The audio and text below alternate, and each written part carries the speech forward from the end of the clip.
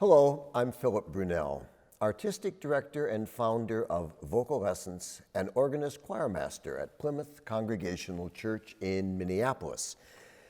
Each day I've selected a composer who's had a role to play in these two organizations, and today it is the Australian/English composer Malcolm Williamson.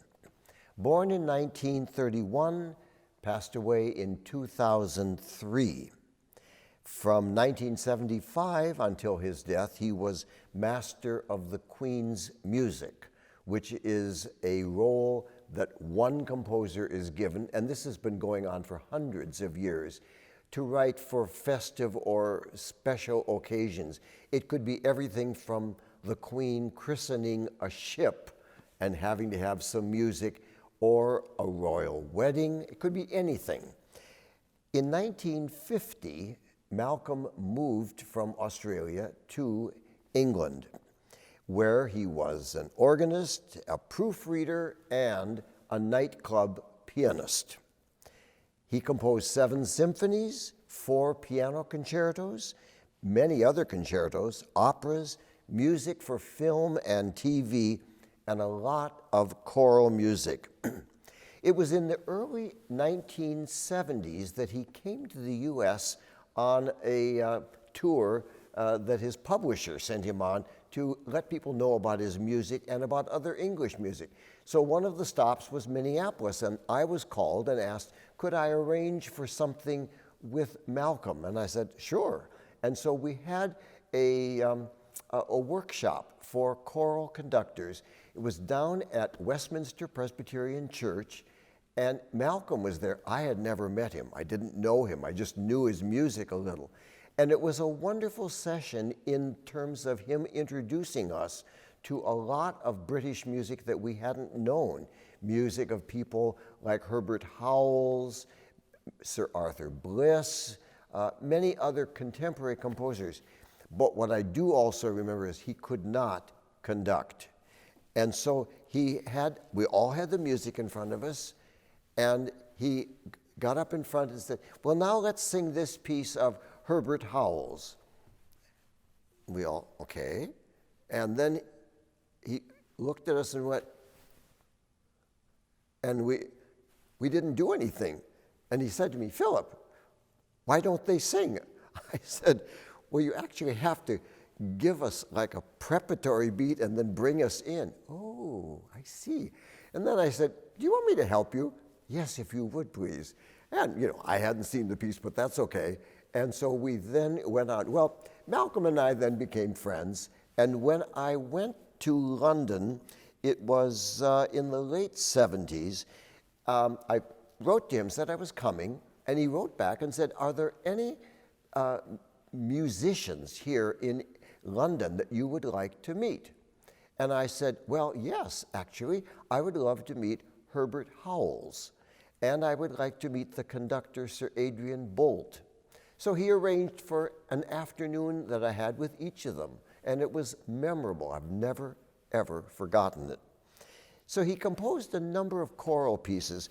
The one that is from an early time, 1963, was his setting, which is so different than anyone else's setting, of that text from the Bible, "Worthy is the Lamb that was slain."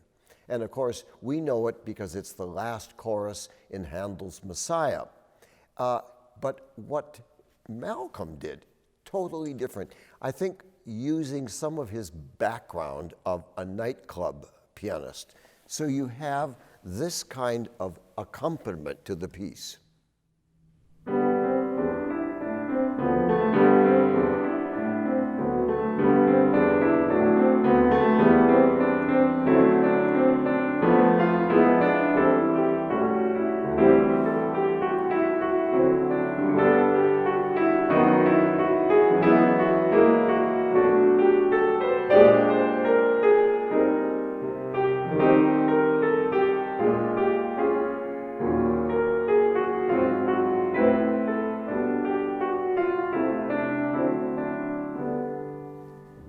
Not how you think of "Worthy is the Lamb." Of course, it was in Latin, "Dignus est agnus," So you add the solo soprano to that.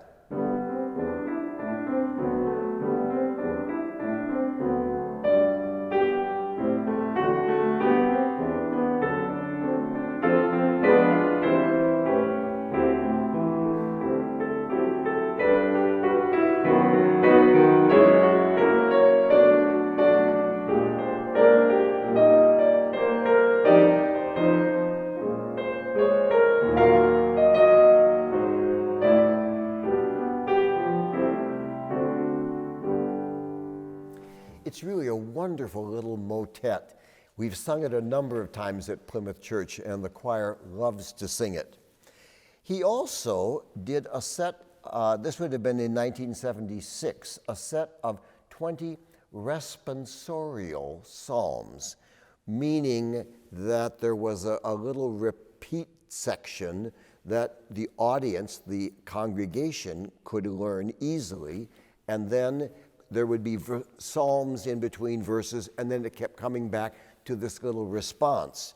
He said it, I love in his introduction, he said, these psalm settings are intended primarily for service use wherever the congregation enjoys unrehearsed participation in the singing. And the phrase that the congregation has to sing, he said, is simple and brief and can be taught in just a few minutes before the service. So we've tried that here at Plymouth Church, and it does work. So you have in this one, which is Psalm 42, his setting of those words, like as the heart desireth the water brooks. So the congregation sings this.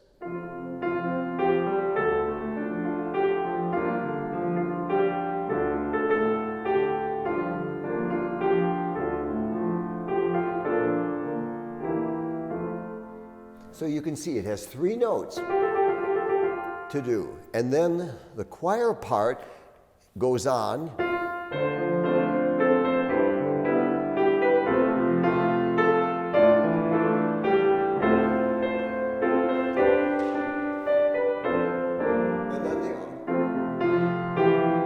And you come back and forth with it. And finally at the end, which is a lovely little touch, is that the congregation sings it a final time, and the choir comes in one measure after, so it's a little round between the two of them.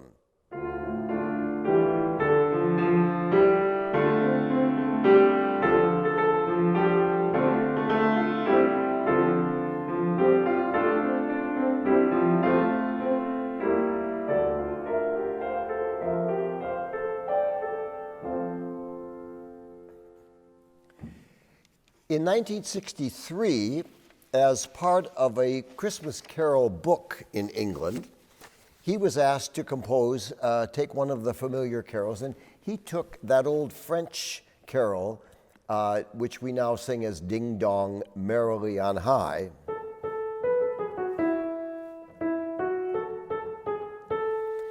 And he has the alto on that melody, while the soprano, tenor, bass are like bells going.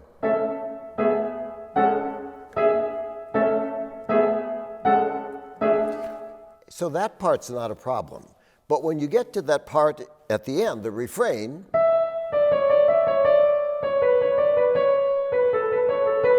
then the soprano sings that, and the alto, tenor, bass come in on beat 2. So instead of 1, 2, 3, 4, they go 1, 2, 3, 4, 1, 2, 3, 4.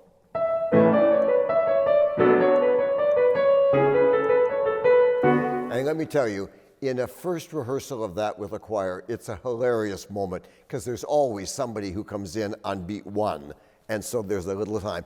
So what he does then at the end of this, in this last verse, it's again reminds me of nightclub time, because the chords underneath that soprano melody are